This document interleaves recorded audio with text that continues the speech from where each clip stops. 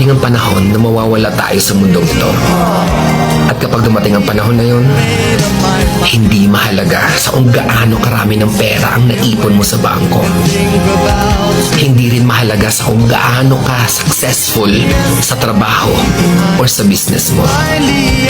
At lalong hindi mahalaga sa kung gaano kaganda ng mukha at ng katawan mo.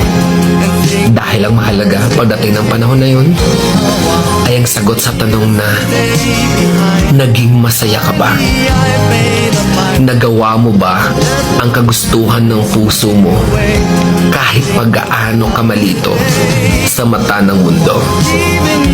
Dahil sa huli naman, ikaw naman magdadala ng mga memories na yon sa libingan mo. Hindi naman ang mga tao sa paligid mo.